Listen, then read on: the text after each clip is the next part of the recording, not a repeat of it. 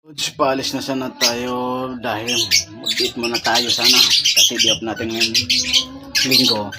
Ngayon may pumunta rin dito sa bahay ay magpapacheck ng breaker kasi wala daw ilaw ang kanilang bahay, kaya ngayon titingnan natin.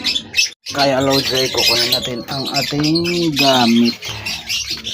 Ito ang ating gamit.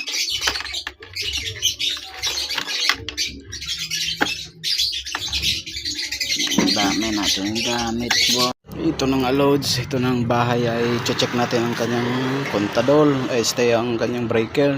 Yung kasi kinapit yung aircon. Ito pala loads.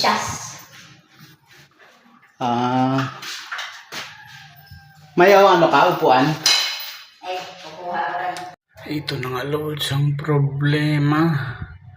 Mukhang nasunog na rin pati yung wire, oh. Kalog-kalog na, oh. Yan.